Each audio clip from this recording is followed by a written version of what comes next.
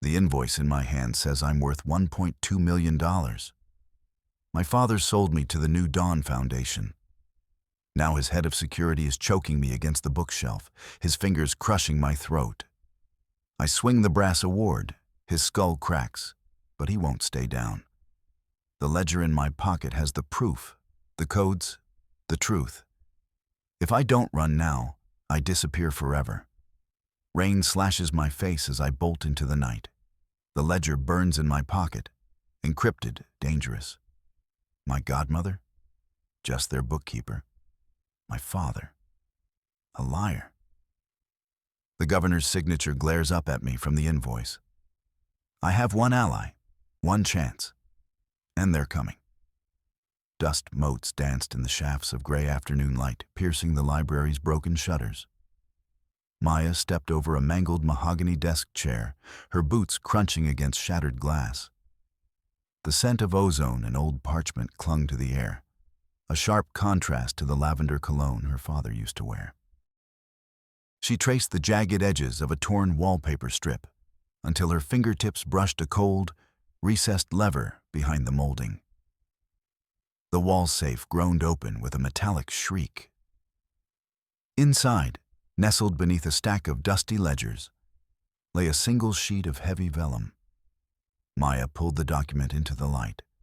Her thumb caught on a raised gold seal at the bottom. The ink remained crisp, shouting through the silence of the ransacked room. Invoice number 882-B.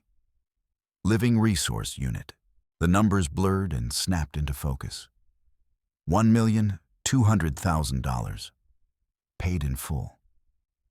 Her pulse thudded against her ribs, a frantic rhythm echoing the ticking of a grandfather clock across the hall. Beneath the technical specifications for maintenance and organic upkeep, her own birth date appeared in block letters.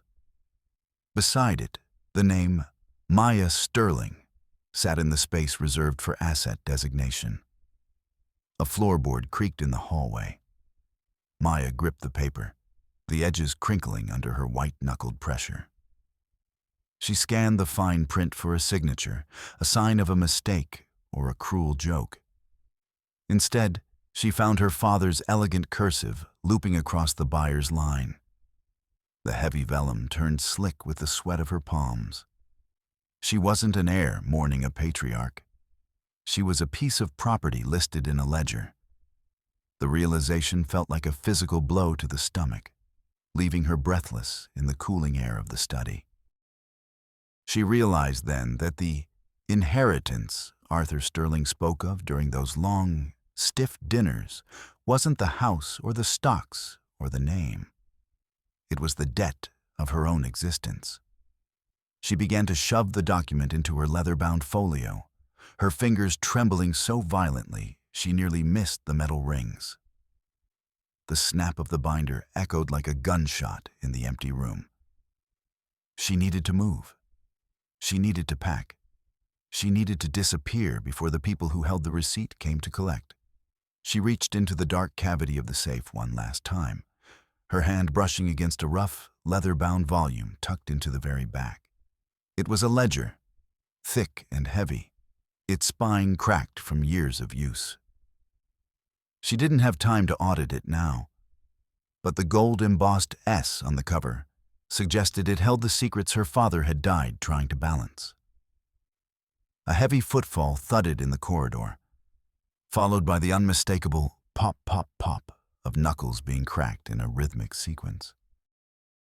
Maya froze. The sound was a herald of violence she knew all too well. Miller. Her father's shadow, the man who had occupied the 5-foot perimeter around Arthur Sterling for 2 decades, was no longer there to protect the family. He was there for the paperwork. The door to the study swung open with a slow, deliberate groan. Miller's massive frame blotted out the light from the hallway. He didn't speak. He simply stepped into the room, his eyes fixed on the folio clutched to Maya's chest. The air suddenly smelled of rain and gun oil. "Give it to me, Maya," Miller said, his voice a low rumble that vibrated in the floorboards. That paper doesn't belong to you. You know how your father felt about unrecorded assets. I'm not an asset, Miller. Maya spat, her voice thin but sharp. She backed away, her heels catching on the corner of a Persian rug. Miller moved with a speed that defied his bulk. He lunged, his large hands reaching for her throat. Maya twisted, but the man was a wall of muscle. He shoved her back against a mahogany bookshelf, the wood biting into her spine. His fingers clamped around her neck, cutting off her breath. The world began to dim at the edges, the smell of his stale coffee and leather jacket filling her senses. Her hand fumbled blindly along the shelf, her fingers brushing against the cold, heavy weight of a brass award, a Philanthropist of the Year trophy her father had won a decade ago. She gripped the base and swung with every ounce of panicked strength she had left. The metal connected with the side of Miller's head with a sickening thud. The pressure on her throat vanished. Miller staggered back, a dark line of red blooming across his temple. He let out a low, guttural growl, but his knees buckled. Maya didn't wait for him to find his feet. She snatched the hidden ledger from the desk, shoved it into her bag, and bolted for the French doors. The Greenwich night was a wall of freezing rain. She ran through the gardens, the thorns of the rose bushes tearing at her coat, her lungs burning with the sharp, wet air. She didn't look back at the glowing windows of the Sterling estate. The house was no longer a home, it was a warehouse, and she was the only inventory left on the shelves. The neon sign of the Silver Spoon Diner flickered in the gloom of the outskirts of town, casting a rhythmic blue light over the puddles in the parking lot. Inside, the air was thick with the scent of burnt grease and cheap tobacco. Maya sat in the far corner booth, her back to the wall, her eyes fixed on the door. Her hands were still shaking as she adjusted the metal rings of her folio, the rhythmic click-clack the only thing keeping her grounded. Mark Sullivan slid into the booth opposite her without a word. He looked like a man who had spent his entire life in the shadows of bus stations. Rumpled suit, dark circles under his eyes, and a heaviness in his posture that suggested he carried the world's secrets in his marrow. He didn't look at Maya. Instead, he pulled a worn wallet from his pocket and began to rewrite a grocery list on a scrap of paper. Milk, bread, eggs. The scratch of his pencil was a jagged counterpoint to the rain drumming on the roof. "You're late," Mark muttered, his eyes never leaving the paper. "I was being strangled," Maya replied, sliding the ledger across the sticky laminate table. "Miller, he was waiting for me." Mark paused his writing.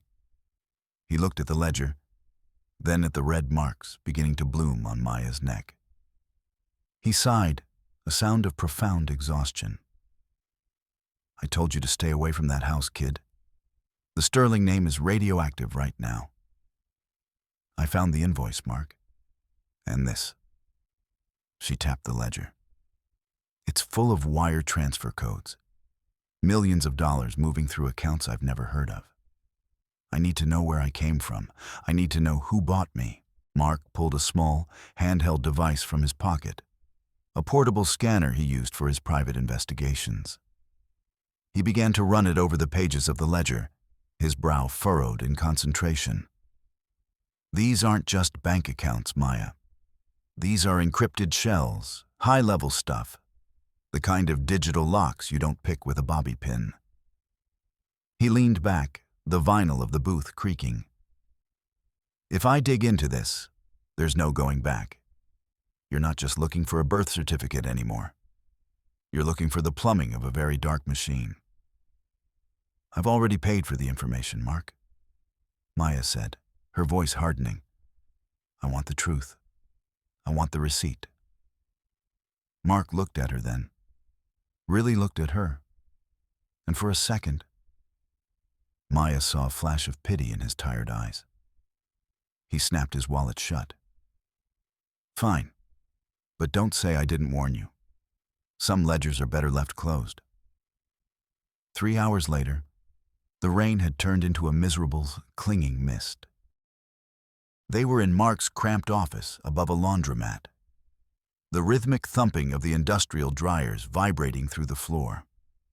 Mark sat hunched over his desk, his fingers flying across a keyboard as he navigated the sea of data they had lifted from the ledger.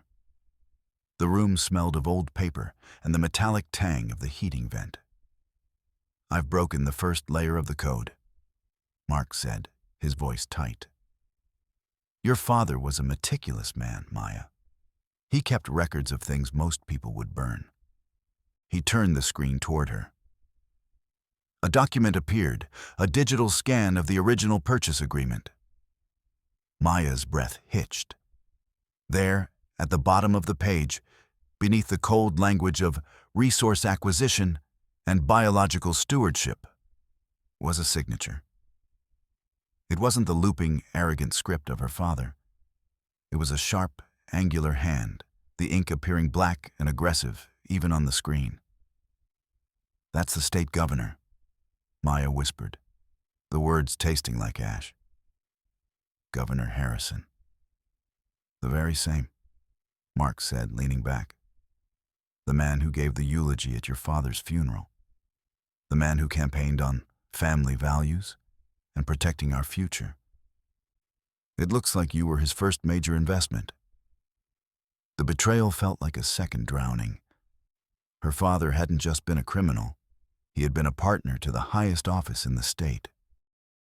Every childhood memory, the birthday parties, the private tutors, the expensive gifts, now felt like a performance staged for a silent, powerful audience. She wasn't a daughter. She was a bribe. "He hated the governor," Maya said, her voice trembling. "They fought publicly for years. It was all a lie." "In politics, a public enemy is often a private partner," Mark said, his voice softening. "Your father didn't just buy a child, Maya. He bought a connection. And the governor? He bought a way to keep your father on a leash. You were the collateral." Maya stood up, her chair scraping harshly against the linoleum. She felt a sudden, urgent need to be moving, to be doing something other than staring at the digital proof of her own commodification. "We need to find out why. Why me? Why would the governor need a living resource?" "That's the million-dollar question," Mark said, grabbing his coat. "And I have a feeling the answer is going to cost a lot more than that." The next morning, the world felt different. Sharper, more dangerous. Maya stood at a gas station on the edge of the suburbs, the smell of unrefined gasoline stinging her nostrils.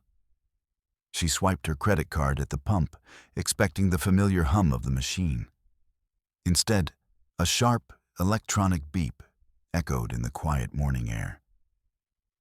"Declined." She tried again. "Declined." A cold prickle of dread raced down her spine. She walked into the station, the bell above the door jangling with a sound that felt like an alarm. The clerk, a teenager with a bored expression, didn't look up from his phone. "Can you run this manually?" Maya asked, her voice tight. The clerk took the card, swiped it, and frowned. "Account's frozen, lady. Says, contact financial institution. You want to pay cash?" Maya reached into her purse, her fingers brushing the leather of her folio. She had exactly $40 in her wallet. She looked out the window. A silver SUV was parked across the street, its engine idling, the exhaust curling into the cold air like a ghost. It hadn't been there when she pulled in. She didn't buy the gas. She walked back to her car, her heart hammering against her ribs. The SUV didn't move, but she could feel eyes on her, watching her every movement. The foundation wasn't just watching anymore. They were cutting off the air. She drove toward the city, her eyes constantly darting to the rearview mirror. The silver SUV followed, maintaining a precise 3-car distance. They weren't trying to hide. They were letting her know that she was on a leash. She needed a lawyer. She needed someone who could stand between her and the machine. Robert Henderson's office was a temple of glass and white marble, located in the heart of the financial district. The air inside was sterile, filtered to a point that it lacked any human scent.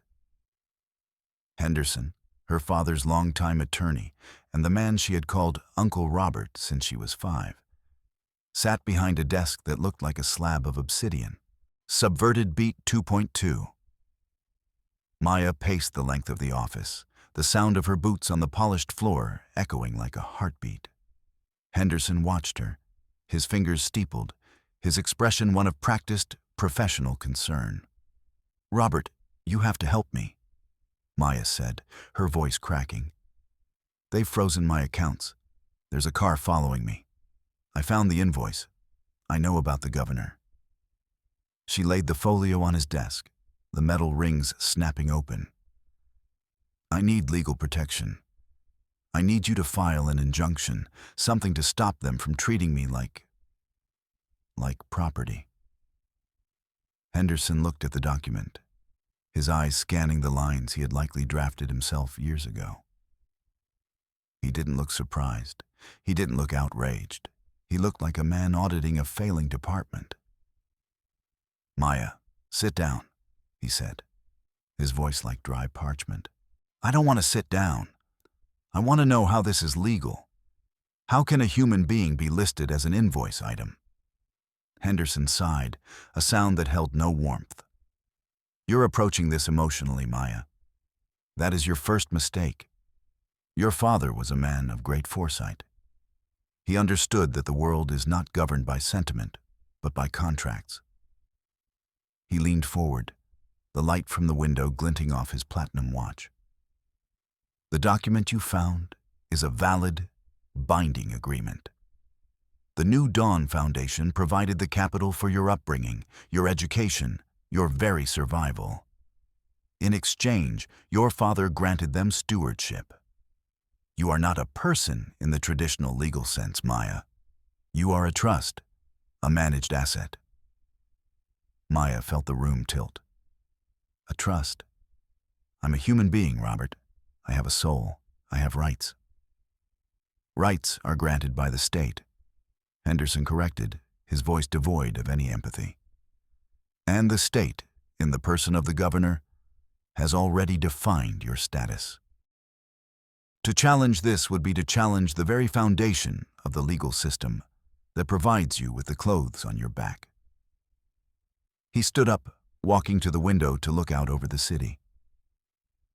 "I cannot represent you, Maya. To do so would be a conflict of interest. My firm represents the investors, the men who paid for you. And right now, those investors view you as a liability, a broken piece of equipment that needs to be decommissioned." Maya stepped back, her hand flying to her mouth. "Decommissioned? You're talking about my life." "I'm talking about a transaction," Henderson said, turning back to her. The warmth she had known for 20 years was gone, replaced by a cold, surgical precision. "If you cooperate, perhaps we can find a way to relocate you. A quiet life, under supervision. But if you continue this investigation, the Foundation will be forced to protect its investment." He walked toward her, and for the first time, Maya saw the predator behind the suit. "You have no standing, Maya. You have no name, no money, and no legal existence outside of what we allow. You are a ghost in the machine, and ghosts are very easy to erase." He reached out and closed her folio with a sharp, final snap. "Go home, Maya, while you still have a home to go to." Maya snatched the folio from the desk and fled the office, the sterile air of the building suddenly feeling like a tomb. She ran past the receptionist, past the security guards, and out into the bustling, indifferent crowd of the city.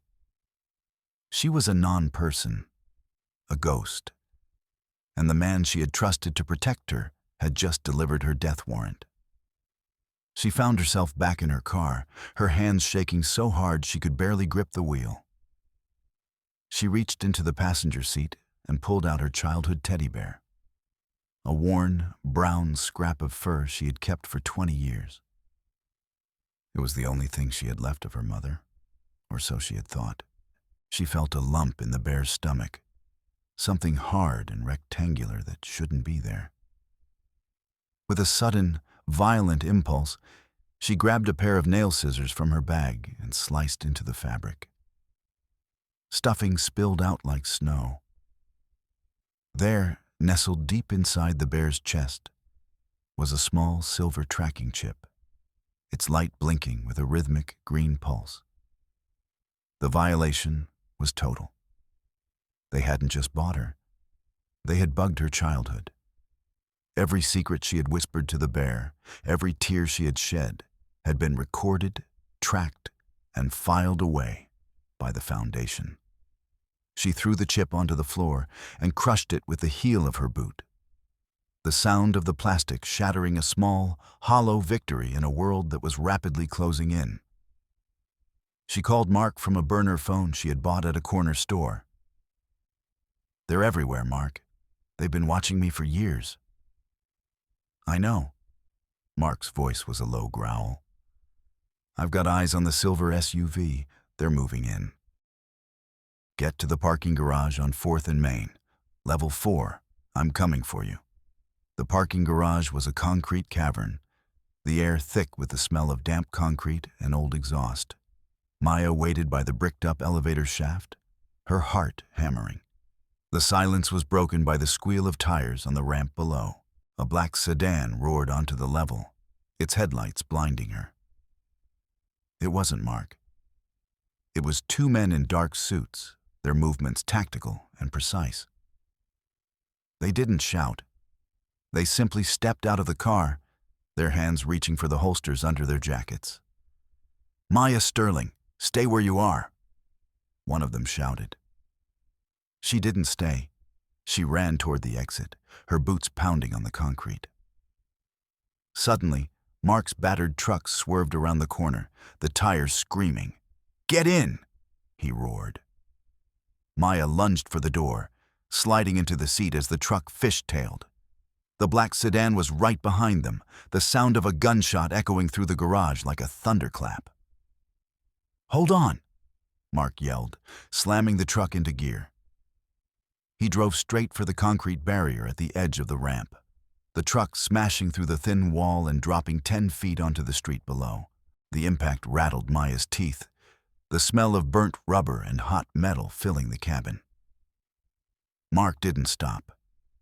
He tore through the city streets, weaving in and out of traffic as the kidnappers stayed glued to their bumper. "They're not going to stop," Maya screamed, looking back at the black sedan. "Neither am I," Mark grunted, his face a mask of grim determination.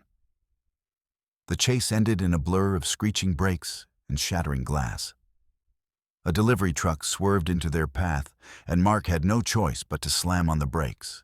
The truck spun, hitting a light pole with a force that deployed the airbags in a cloud of white dust. Maya's head hit the window, the world spinning into darkness for a moment.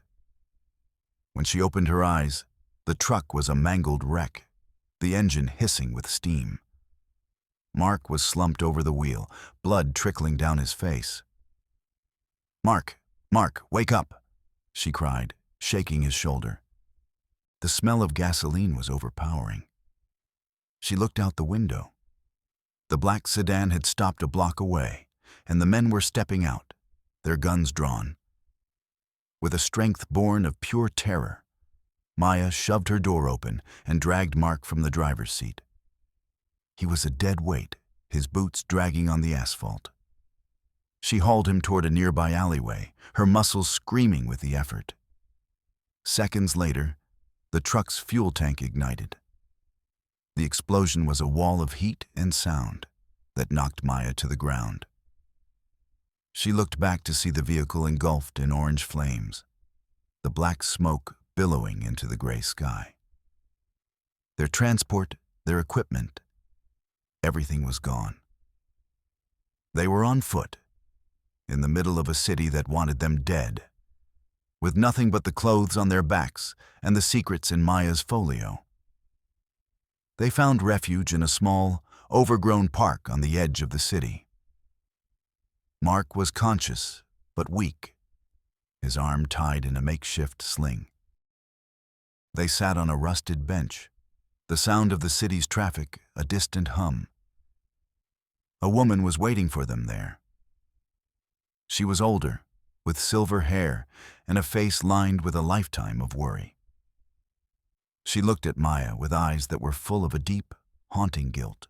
"You look just like her," the woman whispered. "Elena, you have her eyes." "Who are you?" Maya asked, her voice trembling. "My name is Sarah Johnson," the woman said, her voice a heavy sigh. "I was a social worker 30 years ago. I'm the one who processed the transaction." She reached out, her hand trembling as she touched Maya's cheek. "I'm so sorry, dear. I thought I was giving you a better life. I thought a wealthy father was better than a mother who was in danger." "My mother," Maya said, the word feeling strange on her tongue. "Elena Vance." "Who was she?" "She was a whistleblower," Sarah said, her voice dropping to a whisper. "She worked for the foundation. She saw what they were doing, the experiments, the resource management. She tried to go to the press, but they found out. They were going to kill her." Sarah looked at the ground, her shoulders slumped.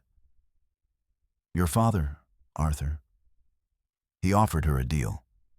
He would take you, give you his name, and keep you safe. In exchange, Elena would disappear. She would never speak of the foundation again." "He didn't save me," Maya said, the realization hitting her like a physical blow. "He bought a witness's silence. He used me to bury my mother's truth." "He loved you, in his own way," Sarah whispered. "But he loved his power more. And the governor needed that silence to build his empire." Maya stood up, her jaw set. The grief was still there, but it was being eclipsed by a cold, burning rage. She wasn't just a resource. She was a weapon, forged in the fires of her mother's betrayal. And it was time to turn that weapon against the men who had created it. "I need to get into the Foundation's archives," Maya said, looking at Mark. "Before they purge everything." "The governor's issued a warrant for your arrest," Mark said, his voice grim. "You're a fugitive now, Maya. They're calling you a thief, a traitor." "Let them," Maya said, her voice hard.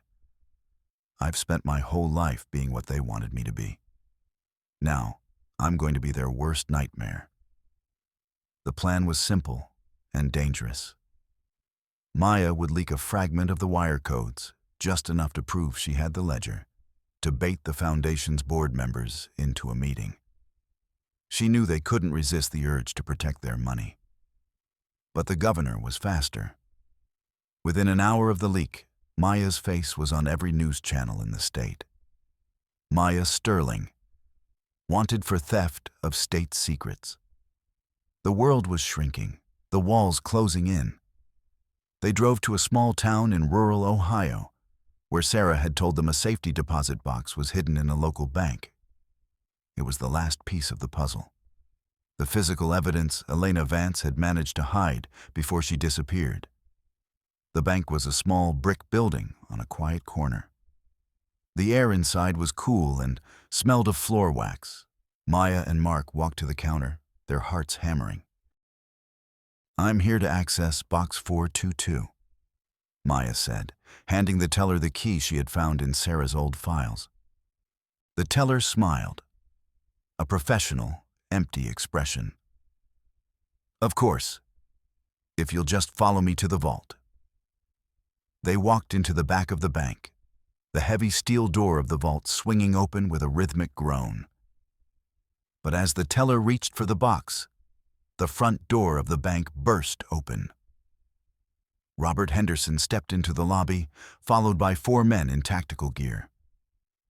The air was suddenly filled with the scent of ozone and the high-pitched whine of security monitors. "Maya, get down!" Mark yelled, pulling his gun. The bank erupted into a kill zone. Bullets shattered the glass partitions, the sound echoing in the small space like a series of explosions. Maya dove behind a marble pillar, the dust from the impact stinging her eyes. "Give it up, Maya!" Henderson's voice boomed through the lobby. "There's nowhere to go." Maya scrambled toward the vault, her fingers clawing at the cool metal of the safety deposit box. She pulled it from the shelf, her heart leaping with hope. This was it. The truth. She flipped the lid open. The box was empty. Nothing but a layer of dust and a single, mocking scrap of paper that read, "Paid in full." The hope died in her chest, replaced by a cold, hollow vacuum. They had been here first. They had taken everything. "It's over, Maya," Henderson said, stepping into the vault. He was holding a gun, his face a mask of cold, professional triumph. Mark was on the floor, his gun kicked away, his hands behind his head. The mercenaries stood over him, their weapons trained on his chest. "Where is she?" Maya whispered, her voice cracking. "Where's my mother?" Henderson smiled, a thin, cruel line. "Elena Vance is a very valuable asset, Maya. We don't discard things that can still be used. She's been in a private facility for years, well cared for, I assure you. Your father paid for her maintenance until the day he died." He walked toward her, the light from the vault reflecting in his eyes. "You were the trophy, Maya. The proof that we could own the past and the future. And now, you're going to join her. A quiet life in a very secure location." Subverted beat 3.5. Maya looked at Mark, her eyes pleading for help. "Mark, we have to do something. We can't let them take us." Mark didn't look at her. He looked at the floor, his shoulders slumped in a way that suggested a deep, ancient exhaustion. He reached into his pocket and pulled out his wallet, the sound of the leather creaking in the silence of the vault. "I'm sorry, Maya," he whispered. He stood up, but the mercenaries didn't move. He walked over to Henderson and handed him the encrypted drive they had spent the last 48 hours protecting. Maya felt the world tilt, the air suddenly freezing in her lungs. "Mark, what are you doing?" "He's doing what any sensible man would do," Henderson said, taking the drive with a nod. "He's protecting his family." Mark finally looked at her, and the pity in his eyes was gone, replaced by a hard, desperate edge. "They have my daughter, Maya. They've had her since the crash. Henderson, he made me an offer. I give them the drive, I give them you, and my girl stays safe." You betrayed me," Maya whispered, the words tasting like poison. "Everything. The chase, the crash. It was all a setup?" "The crash was real," Mark said, his voice flat. "But the choice after, that was mine. I can't lose her, Maya. I can't lose another one." He reached out, his fingers brushing the grocery list in his wallet. Milk, bread, eggs, the ritual of a man who had already given up on the truth. "I thought you were my friend," Maya said, her voice breaking. "In this world, Maya, there are no friends," Henderson said, stepping forward. "There are only assets and liabilities, and you've become a very expensive liability." He nodded to the mercenaries. They moved in, their hands rough as they grabbed Maya's arms. They shoved her toward the exit, her boots dragging on the floor. "Mark, please," she cried. But he didn't look back. He just stood there in the vault, a broken man holding a grocery list. as the heavy steel door swung shut. They loaded her onto a private jet, her hands bound with plastic ties, a gag tied tightly around her mouth. The air inside the cabin was pressurized and sterile, smelling of expensive leather and scotch. Henderson sat across from her, sipping a drink as the plane climbed into the dark, silent sky. "You're going to a place called the Orchard," Henderson said, his voice a low, rhythmic drone. "It's very peaceful. No ledgers, no invoices, no names. Just a long, quiet sleep."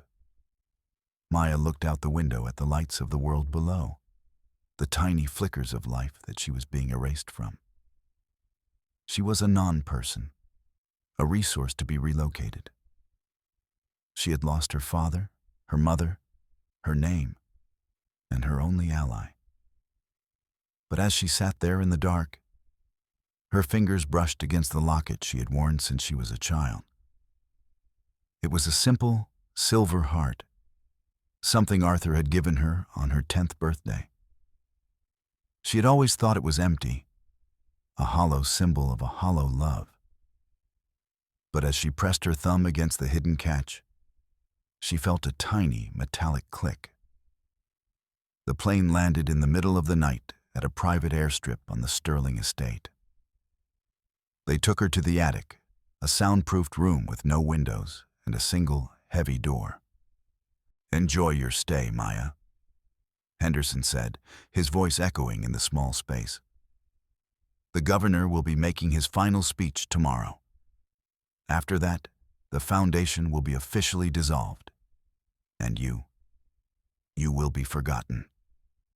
He closed the door, the sound of the lock clicking into place a final, definitive note. Maya sat on the floor, the silence of the room pressing in on her. She pulled the locket from around her neck and opened it.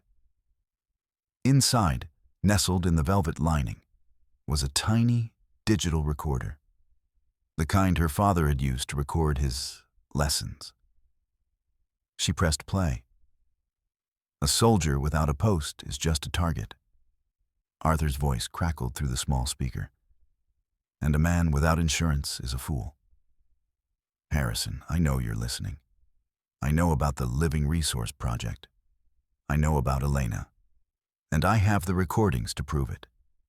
If anything happens to me, or to Maya, the world will know the truth."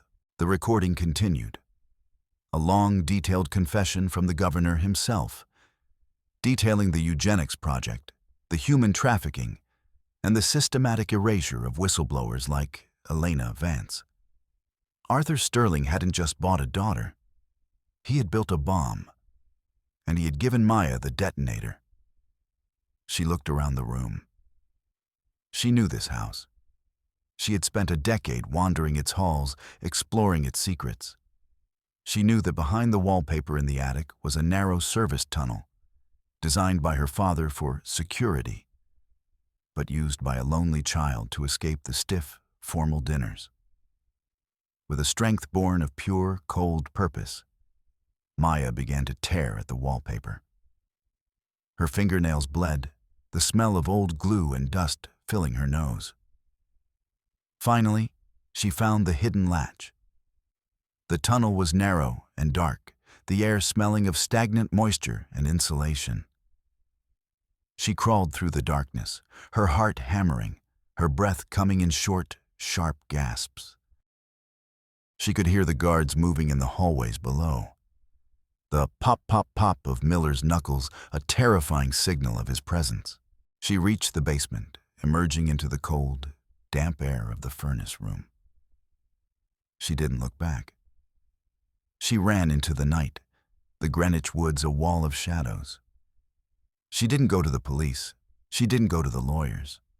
She went to the only place where the truth could be heard by everyone at once. The local news station was a hive of activity. Governor Harrison was there, preparing for his final, televised speech. The air was thick with the scent of coffee and the hum of high-powered electronics. Maya slipped through the back entrance, using the chaos of the production crew to hide her movements. She found the control room, the walls lined with monitors showing the governor's smiling, paternal face. Richard Webb, the station's lead producer, was hunched over a console, his face a mask of exhaustion. He was humming a low, mournful tune, his fingers flying across the switches. "Richard," Maya whispered, stepping into the light. He looked up, his eyes widening. "Maya? What the hell are you doing here? There's a warrant out for you." "I have the truth, Richard," she said, holding up the locket. "The whole truth. And I need you to play it. Live. Now." Richard looked at the locket, then at the monitors. He knew the risk. He knew his career, his life, would be over the second he hit that button. He looked at Maya, and for a second, he saw the ghost of his own mother, the jazz singer who had died on stage trying to tell her own truth. He didn't say a word. He just took the locket, plugged it into the system, and hit the master override. The governor's speech was interrupted by a sudden, sharp burst of static.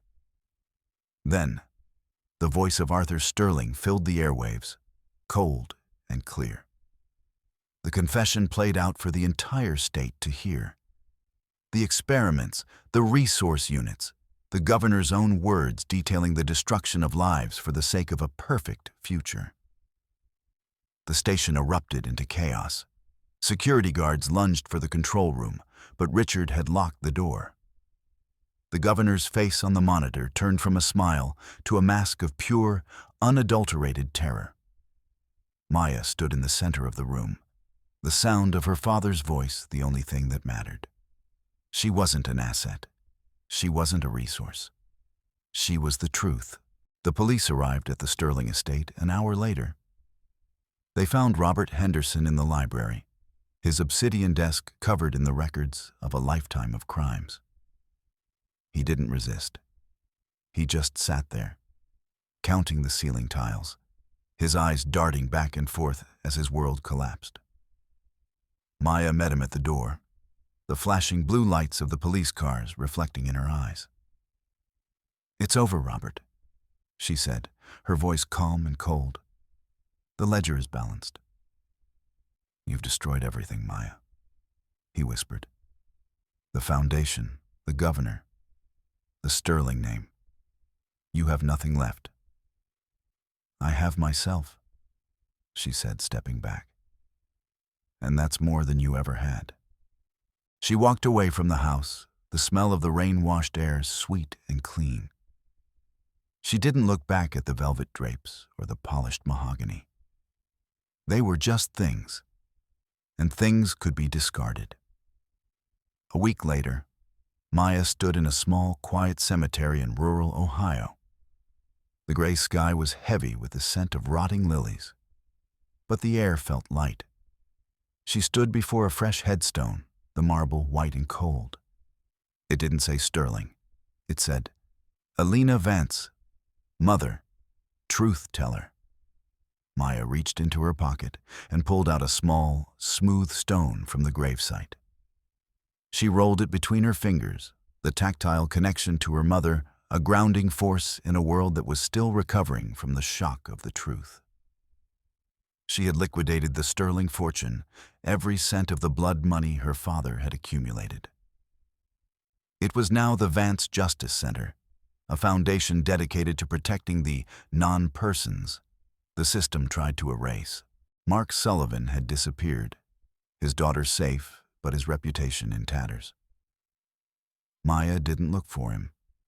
Some betrayals were too deep for a ledger to fix. A man approached her, a news producer with a coffee-stained shirt and a tired smile. "Are you ready, Maya?" She looked at the stone in her hand, then at the horizon, where the sun was beginning to break through the clouds. "My name is Maya Vance," she said, her voice clear and strong. "And I'm ready." The sound of the stone clicking against her ring was the final note of the story. A small, solid sound in a world that was finally, truly her own.